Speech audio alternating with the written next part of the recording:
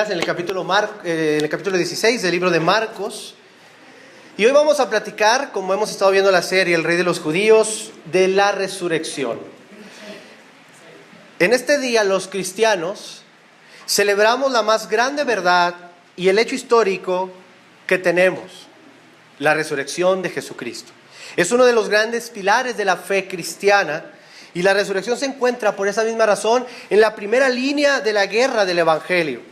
Recibe la mayor fuerza de los ataques del enemigo y la gente que no cree, ya que todo el cristianismo se levanta o se cae por esta doctrina.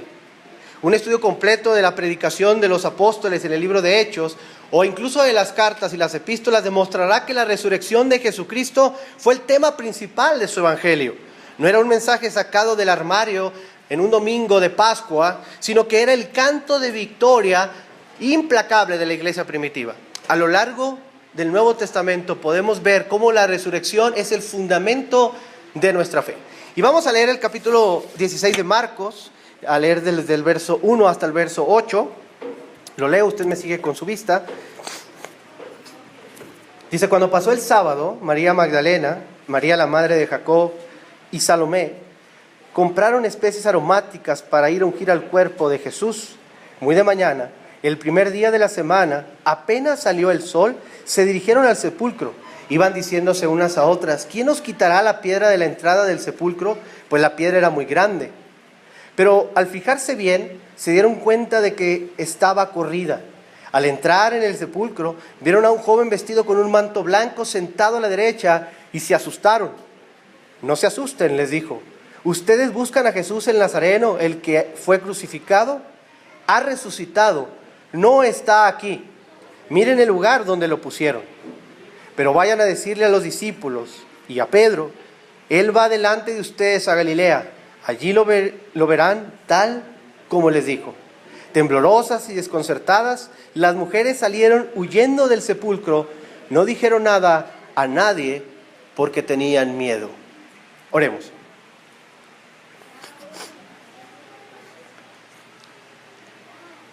Señor, gracias por tu palabra, porque podemos tener la libertad de hablarla. Tú conoces, Señor, que en pasajes tan grandes y tan poderosos como esto, hay muy poco que podamos agregar, muy poco que podamos hacer para enseñarlo.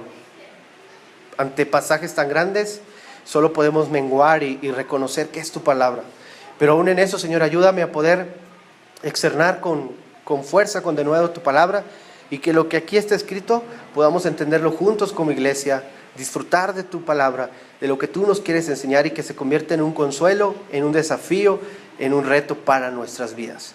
Señor, ayúdanos en este momento, haznos una bendición con tu palabra. En el nombre de Cristo Jesús. Amén.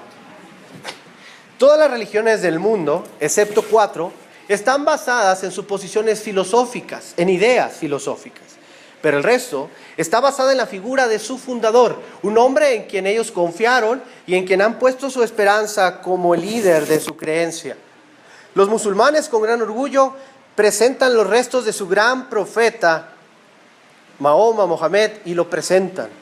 Los budistas, su más preciosa reliquia es la que tienen en la tumba de Buda, que pueden presumir. Los chinos, en su gran riqueza cultural, presentan los huesos de su gran amado Confucio. El judaísmo presume y pone de frente los restos de la muerte de Abraham.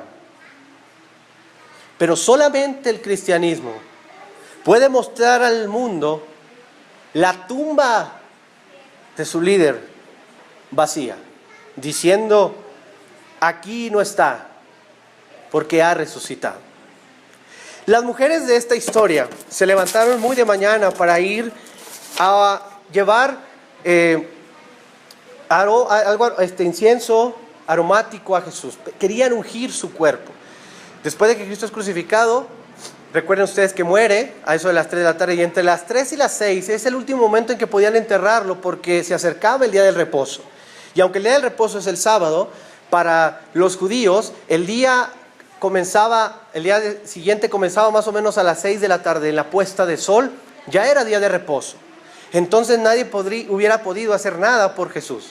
Así que piden el cuerpo y lo meten en una tumba prestada y ahí entierran y sepultan a Jesús. Después seguía el día de reposo, insisto, ya no podían hacer nada.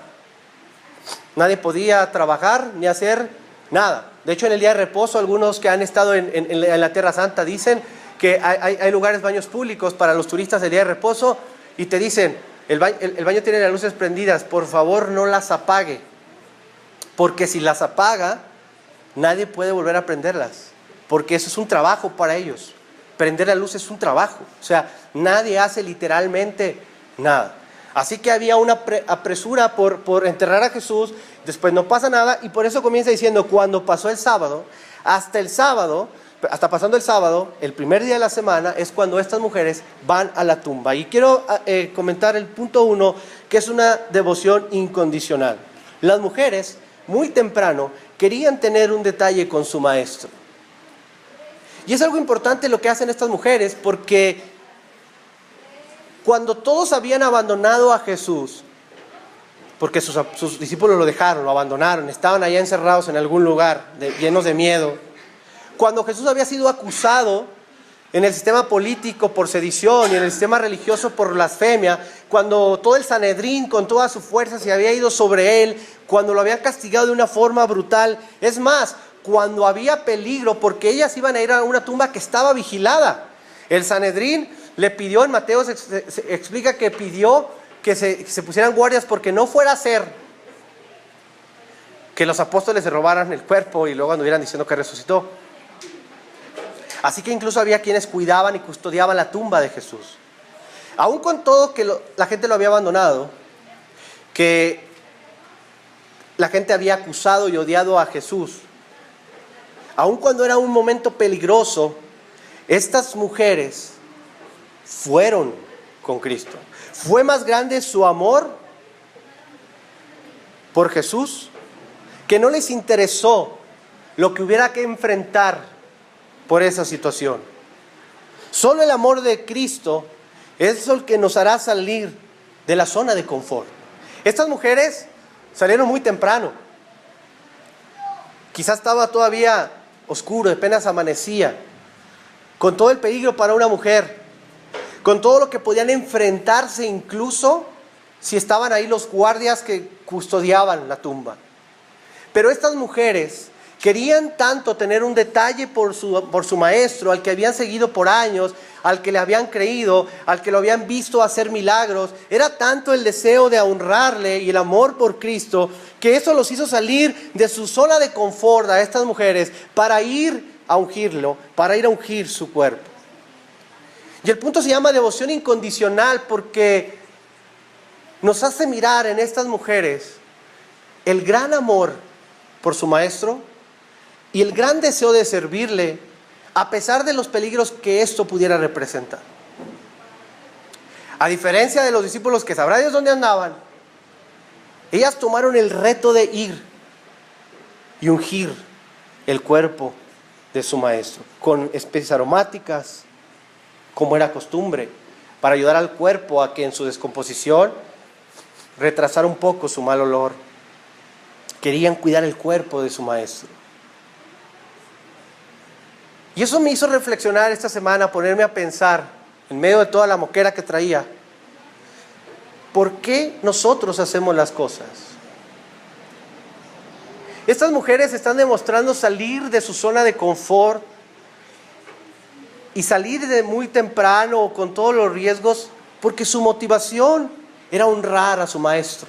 Era el amor de Cristo lo que los llevaba y las impulsó a hacer esto. Mi pregunta es, ¿por qué tú haces lo que haces? ¿Por qué tú haces eso en tu trabajo? ¿Cuál es la motivación para tu vida, para seguir adelante, para levantarte cada mañana y seguir esforzándote en tu vida cotidiana, para seguir trabajando, para ir a la escuela? ¿Qué es tu motivación? ¿Cuál es tu motivación para venir a la iglesia? ¿Cuál es tu motivación en la vida cristiana? Muchas veces nosotros nos descubrimos haciendo cosas por motivaciones equivocadas, por apariencia, porque otros nos vean, nos aplaudan, porque así nos dijeron, por necesidad, porque pues no hay de otra, porque pues, ¿qué más hago? Ya estamos aquí, hay que corretear la chuleta. Pues ya ni modo, se quería casar el vato, ahora trabaje. Ya ven, miren. Entonces, uno se descubre haciendo cosas a veces por motivaciones equivocadas. Y a veces nuestra relación con Dios es por motivaciones equivocadas. Por guardar una apariencia, porque la gente nos mire, porque así yo he sido cristiano toda la vida. Pero la motivación correcta debiera ser en nuestros corazones el amor por Cristo. La Biblia dice, el amor de Cristo es el que nos constriñe. Hermano, déjame hacerte esta pregunta. ¿Es en verdad por tu relación con Cristo, por el amor que tú le tienes a Él, que vives? ¿Que tu vida cristiana está basada en la obra que Él hizo y no en tu religión o en tu capacidad o en tus fuerzas? Yo me he preguntado mucho esta semana por qué hago las cosas en mi trabajo y en la iglesia. Porque me puedo sorprender que hago las cosas por inercia, por orgullo. Por dinero sí, de plano, eso sí les digo que no. Pero por orgullo. Y puedo sorprender que aún siendo el pastor de la iglesia puedo tener unas motivaciones incorrectas para hacer lo que hago. Y pueden estar llenas de mucho pecado. Y tengo que confrontar mi corazón para saber si no está siendo motivado por ídolos que no van a glorificar a Dios. Lo que debe de mover nuestras vidas y lo que debe de motivarnos a hacer las cosas no es nada más que lo que Cristo hizo por nosotros. El amor de Cristo te lleva a luchar contra tu pecado. El amor de Cristo te lleva a buscar ser más como Él. Hermano, piensen en estas mujeres. Ellas hicieron esto de ir a ungirlo pensando que estaba muerto. Pensando que estaba muerto porque ellas se habían quedado pensando que había triunfado el mal, lo vieron sufrir, agonizar en la cruz, entregar su espíritu, morir, y ellas iban a ungirlo pensando que estaba muerto y lo único que querían hacer era alargar el olor de su cuerpo. Si ellas pensando que su maestro estaba muerto, eran capaces de salir de su zona de confort y hacer esto por él, ¿cuánto tú y yo más que sabemos lo que pasó? Que no está muerto, que está vivo, que creemos en un Dios vivo. Si a esas mujeres las motivó pensar que podían honrarlo aún muerto, ¿por qué nosotros no podemos honrarlo sabiendo que Él está vivo? Que quiere tener una relación con nosotros. Este punto 1 es una devoción incondicional, porque estas mujeres, en medio de todo eso, tenían la capacidad y la motivación de honrar a su maestro, pese a lo que fuera. Hermanos, estamos en esta ciudad plantando una iglesia no para ser los mejores, no para que la gente nos admire, no para que la gente vea algo bueno de nosotros. Es para que la gente mire a Cristo y pueda ser partícipe de su salvación y de lo que Él ofrece para ellos, como lo ha ofrecido para nosotros. Estamos aquí y la motivación de venir y estar en la iglesia y cantar, y nuestra motivación también de ir al trabajo y de estar 8, 9, 10 horas en un lugar con un jefe feudal y con compañeros que a veces ni el diablo los quiere porque son más pecadores todavía. Todo eso lo debemos hacer con una motivación correcta: Cristo, el Evangelio. Servimos a la ciudad a través de lo que hacemos también, a través de nuestros trabajos, de lo que sea, servimos a la ciudad, facilitamos un trabajo en la ciudad. Y eso es redención. Eso también es la obra de Dios a través de nosotros, dando gracia común a las personas. Una devoción incondicional. ¿Por qué haces lo que haces? ¿Cuáles son tus motivaciones por la cual cuidas a tu familia? ¿Para ser admirado como el padre del año? ¿La reina de la primavera? ¿Miss Mamá? ¿O realmente porque quieres que tu hijo, tu hija experimente una relación personal con Cristo y viva siempre en el centro de la voluntad de Dios? Piénsalo. Número 2. No solamente vemos en este pasaje una devoción incondicional, sino que vemos también una tumba abierta y vacía. Verso 4. Pero al fijarse bien se dieron cuenta de que estaba corrida. Al entrar en el sepulcro vieron a un joven vestido con un manto blanco sentado a la derecha y se asustaron. Iban viendo hacia abajo. Algunas versiones dicen que cuando vieron hacia arriba vieron la tumba abierta. Y la explicación es que ellas pudieron, quizás por lo oscuro que estaba, por tener cuidado, lo difícil que podía ser el camino. Recuerden que era en las afueras de la ciudad, en la montaña. Ellas iban cuidando no caerse. Y de repente encuentran la tumba vacía. La tumba abierta. Ya no estaban los guardias que habían puesto en el servicio romano. Otros pasajes, recuerde usted que Marcos, ninguno de los evangelistas es exhaustivo en explicar todo lo que pasa en la resurrección. Si usted quiere saber todo lo que pasó, tendrá que leer los 4 evangelios, porque unos dicen una cosa, otros explican otros más detalles y armar bien. Pero en otros paralelos, ya ellos ya no estaban, se habían ido, ven la tumba vacía. Y la pregunta que yo me hice, y que quiero hacerle a ustedes es, ¿quién movió la piedra?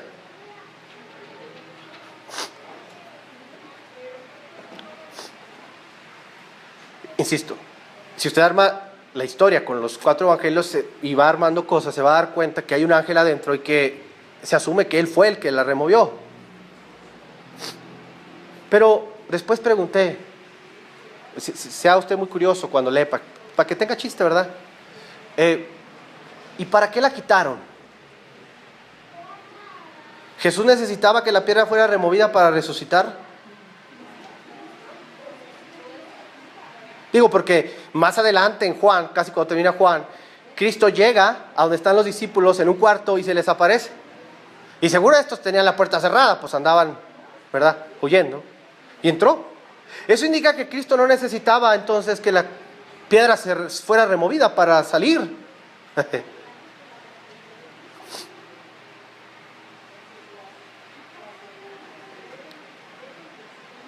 La conclusión de eso es que mi inferencia en el pasaje, aclaro,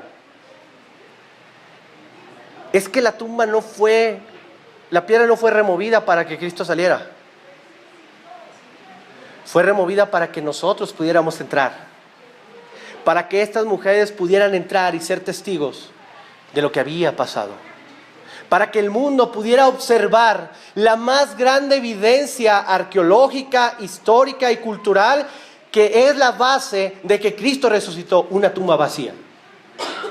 Que se han puesto muchos al grado de querer hablar en contra y contradecir a la Biblia en este sentido, pero nadie ha podido refutar ni la tumba vacía, ni han podido encontrar el cuerpo de Jesús como para decir, miren, las dos cosas son mentira. Nadie lo ha hecho y no lo harán. La tumba vacía es la fehaciente prueba de que Cristo resucitó. Y cuando va usted a la Tierra Santa, el recorrido, yo sueño algún día poder ir, no sé cuándo, pero estoy juntando mis domingos, si alguien quiere cooperar, con todo gusto, para ir. Cuando usted llega a donde está custodiada la tumba y haces el recorrido como turista, me han contado, yo no he ido, me han contado, y lo que uno lee, ¿verdad?, es que efectivamente cuando llegas a mano derecha está donde pusieron su cuerpo, lo que dijo el ángel. Encontraron a este hombre, que aquí dice que es un hombre, pero que en los demás evangelios dice que es un ángel, y les dice, vean dónde lo han puesto, y efectivamente está hacia el lado derecho.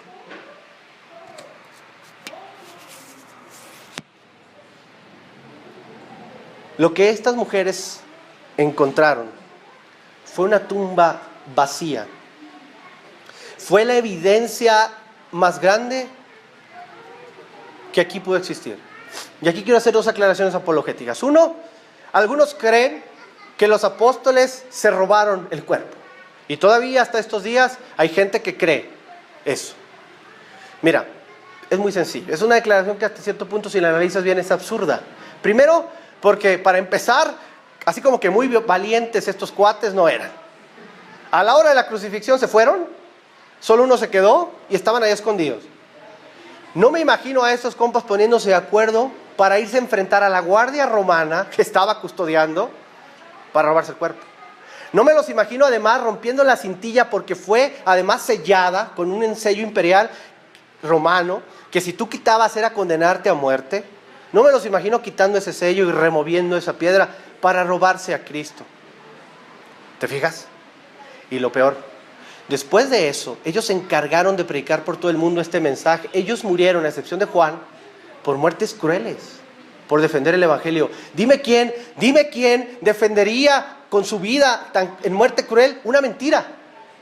Si ellos se lo hubieran robado y defendieran una mentira con su vida, entregarían su vida como mártir por una mentira. Hubieran escrito el Nuevo Testamento, que otra vez, si tú lo lees, su argumento es la resurrección. Y luego Saulo en su conversión, escribiendo las epístolas. ¿Tú crees que hubieran escrito estos locos maniáticos que se robaron un cuerpo una mentira? Y sostenerla en el tiempo al grado de morir por esa mentira. Estamos todos locos. En realidad Cristo resucitó. Y la tumba estaba vacía. Y estas mujeres la encontraron, una tumba abierta y vacía. Y entonces dice ahí que tenían miedo. Dice Lucas que estaban perplejas. Número 3, recibieron una explicación gloriosa. Ellas estaban asustadas, estaban perplejas, no sabían. Incluso en otros pasajes dice: se han robado a mi Señor y sabrá Dios dónde lo habrán puesto. Ellas todavía, aún así, no entendían lo que estaba pasando. Estaban tan asustadas, tan sacadas de onda, que quizás no entendían lo que estaban viendo. Veían y no ven. Pero viene una explicación gloriosa, porque este hombre le dice: no se asusten, no se asusten.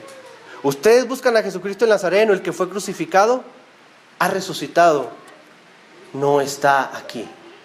Hasta ese momento ellas empiezan a entender lo que estaba pasando, que esa tumba vacía era la explicación de que Cristo había resucitado. Les da una explicación el ángel que converge esta explicación primero en el cumplimiento de las profecías, aquellas profecías de hace muchos años que hablaban sobre la resurrección del Mesías, aquellas profecías que Cristo hizo sobre sí mismo: destruyan este templo y lo levantaré en 3 días, los ven a Galilea y resucitaré, y el Hijo del Hombre. Esas profecías que Cristo mismo hizo sobre él también estaban cumpliéndose en esta explicación. Fue una explicación que convergía en un cumplimiento profético, que convergía en un cumplimiento de lo que Cristo había dicho de sí mismo, y que además haría resurgir su fe, que aprobaba la veracidad de Cristo, de lo que Él era, de lo que Él dijo, y además les daba una nueva esperanza. Si por alguna razón estas mujeres, igual que los discípulos, se habían desanimado y se habían entristecido porque su maestro había sido aprendido y asesinado de una manera cruel, y todas las esperanzas que ellas y ellos tenían en Cristo se pudieron haber apagado porque pensaron que no era el que él decía y que se había muerto, esta declaración de este hombre volvía volvía a encender su fe, volvía a restablecer la fe que ellas tenían y una nueva esperanza. Él resucitó como dijo. Esta declaración hacía que ellas entendieran hasta ese momento la dimensión de lo que había pasado y de lo que estaban viendo. Y aparte de explicarles gloriosamente lo que había pasado, les da una comisión. Y les dice, pero vayan a decirle a los discípulos y a Pedro, Él va delante de ustedes a Galilea, ahí lo verán tal como les dijo. ¿Se acuerdan? ¿Qué les dijo que los vería? Él está cumpliendo su parte, sacatones. Ahí los va a ir a ver. Bueno, eso no dijo, ese es 1 de Manuel 3:15. Y ellos y ellas son comisionadas para eso.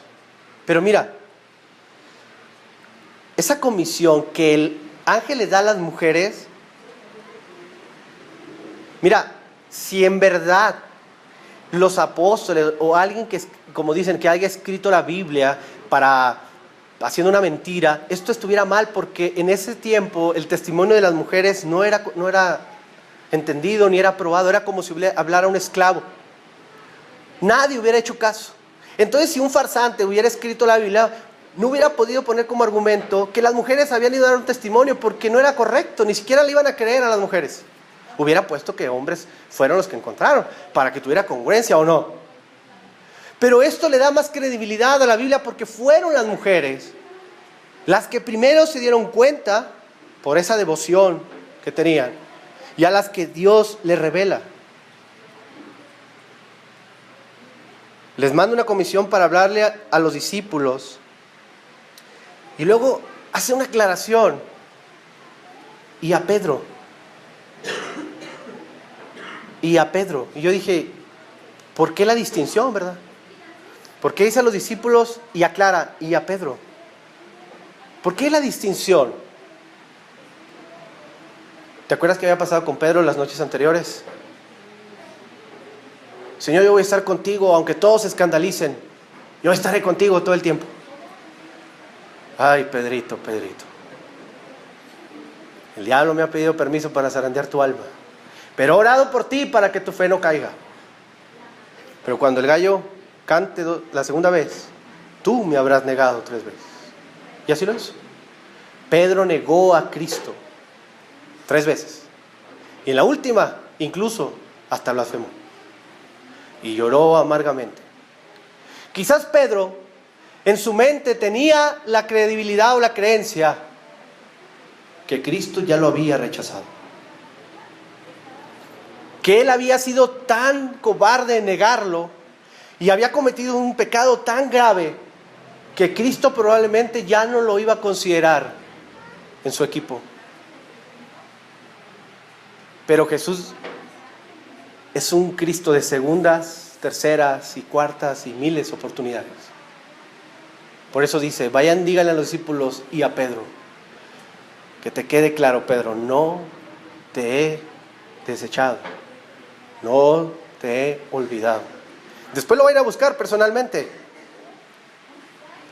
pero ahí le manda un mensaje demoledor, de gracia. A pesar de tu infidelidad, a pesar de tu pecado, yo te sigo considerando. Nosotros a veces pensamos como Pedro, no, con este pecado en mi vida, yo creo que Dios ya, no, ya, yo le prometo, hermano, que ya se olvidó de mí. No, es que como yo me comporto neta, yo creo que Dios ya se impacientó conmigo, ya me va a agarrar un día y me va a echar al infierno. No, la gracia por eso es gracia, porque es inmerecida y es un regalo de Dios. Pedro, no, porque en la oración, porque yo te dije, y he orado para que tu fe no falte. Y eso no quiere decir que la oración de Cristo no fue efectiva, porque Él se equivocó. Lo que está diciendo es que cuando oré por ti era para que te arrepintieras. Uno lo vendió y el otro lo negó. ¿Cuál era más pecado? Era el mismo pecado. Uno lo vendió y el otro lo negó, era lo mismo. Pero uno fue y se ahorcó, y el otro lloró amargamente. Seguramente ahí se arrepintió, y Cristo lo ha perdonado. Hay gracia en esta tumba. Ahí hay gracia para un hombre que siente que ha sido desahuciado. Y a Pedro. Y a veces quiero poner ahí mi nombre. Y amén, ¿verdad? Díganle que a pesar de sus tarugadas, hay gracia. Número 4 y último, una reacción sorpresiva y comprensible. Temblorosas y desconcertadas, verso 8. Las mujeres salieron huyendo del sepulcro y no dijeron nada. Y eso es digno de reconocerse en una mujer. No dijeron nada a nadie porque tenían miedo. Y cuando dice que no dijeron nada a nadie, no significa que no, fueron y le dijeron a los apóstoles, como era la encomienda. Pero no se quedaron en el camino diciendo, hablando, se fueron rápido a decirle a los discípulos lo que habían visto. Temblorosas, desconcertadas. En otras versiones y en otros pasajes paralelos dice, y llenas de gozo. Cumplieron con ir con los discípulos y expresar lo que habían visto y oído.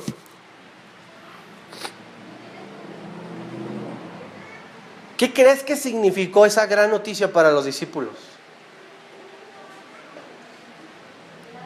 ¡Hey! Acabamos de venir de la tumba, de allá donde lo enterraron y no está. No está, nuestro maestro no está. Y un ángel que se nos apareció nos dijo que no lo buscáramos porque está vivo, que ya resucitó, que no está aquí. Y nos enseñó dónde lo habían puesto y no estaba.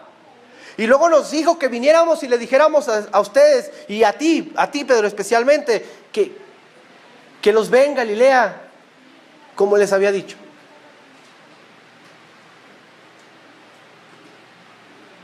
Imagínate lo que fue para esos hombres escondidos, temerosos, quizás desalentados y desanimados porque su maestro ya no iba a estar con ellos, porque quizás las esperanzas de una vida eterna que él les había dicho ya no existían, y que luego vienen estas mujeres y les cuentan.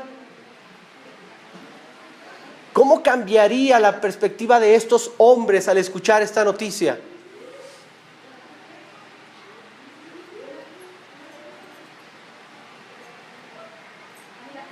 Fundaron la primera iglesia. Estos hombres se fueron por todo el mundo a predicar el evangelio. Y gracias a ellos, a lo que Dios hizo en ellos, hoy tenemos cristianismo en este lugar. Dieron incluso sus vidas por defender esta verdad, por predicar esta verdad. Ahora déjame hacerte una pregunta a ti. ¿Cómo la noticia de la resurrección de Cristo cambia tu corazón? ¿Cómo la noticia de saber que Cristo ha resucitado y que está a la diestra de Dios intercediendo por nosotros y que nos ha dado el Espíritu Santo como garantía de nuestra salvación para un día estar con Él? ¿Cómo eso cambia o debería cambiar tu vida? Si estas mujeres tenían devoción de un hombre que aparentemente estaba muerto y aún así querían ir a servirle, ¿qué cambia en tu vida saber que tu Jesús es vivo, está vivo? ¿Cómo cambia eso? ¿Cómo la vida del creyente debería ser una vida cristiana de victoria?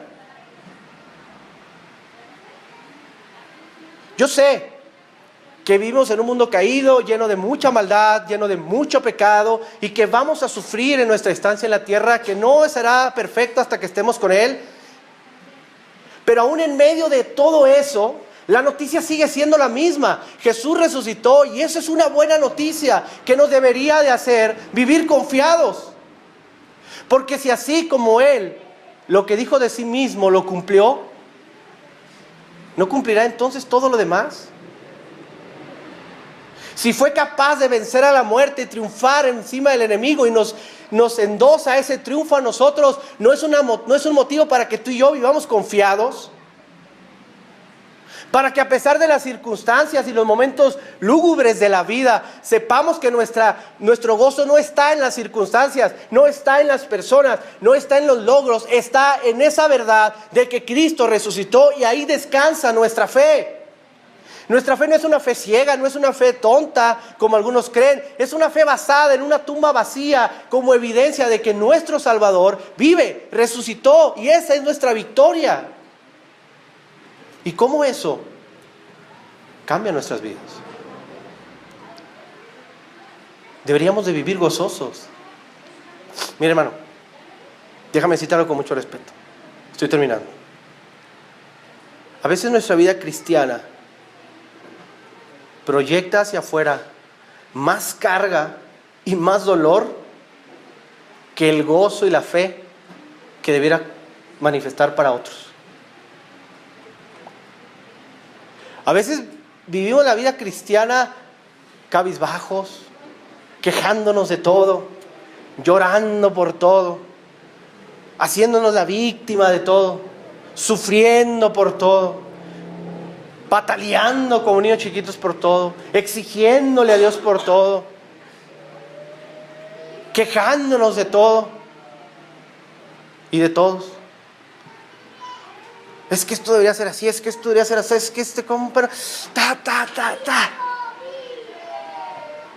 y no disfrutamos ni siquiera la vida cristiana que tenemos por gracia. Esa relación con Cristo, esa verdad de su resurrección, no la gozamos, no la disfrutamos. Nos ponemos una carga en la espalda de no sé de qué tantas cosas. Cuando Cristo dice, venga a mí el que esté cansado y afligido, pongan su carga, mi carga es ligera. Estar siempre gozosos, orar sin cesar. En todo lo honesto, lo puro, en esto pensar.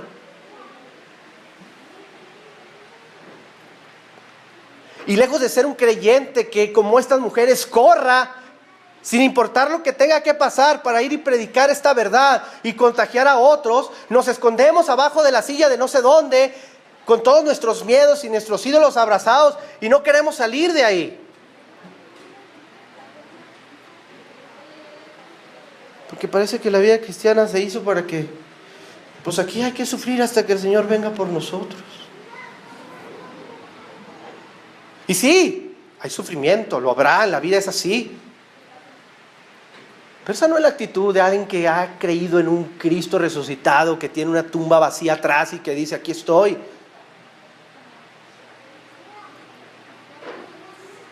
La resurrección de Jesús debe traer a nuestras vidas confianza. No en nosotros, no en lo que hagamos, no en lo que los demás hagan, no en esta iglesia, no en nuestra denominación. En lo que Cristo hizo, confianza en eso. Que si fue capaz de vencer la muerte y cumplir todo eso, ¿no será capaz de hacer también otras cosas en nuestras vidas? Y que la promesa de su regreso también se cumplirá. Debería de traer a nuestras vidas gozo de una libertad y una confianza en un Cristo poderoso que destruyó a la muerte y que esa aparente victoria del diablo se convirtió en la más grande de las victorias. Y que el plan de redención de Dios desde Génesis se ha cumplido. Y eso debiera de darnos gozo. No importa las circunstancias, no importa las posesiones, no importa las personas. No está ahí nuestra esperanza, hermanos, no está ahí. Porque si usted pone ahí su esperanza, si usted pone la esperanza en las personas, en lo que tiene, en lo que puede lograr, créame, de verdad, se va a decepcionar un día, se va a decepcionar. Me ha pasado. Y si las pone usted en usted mismo, se va a frustrar. Porque somos pecadores, inhabilitados para muchas cosas, depravados para otras. Pero si usted pone su gozo y su confianza en el Señor, que venció a la muerte, no será jamás avergonzado ni defraudado.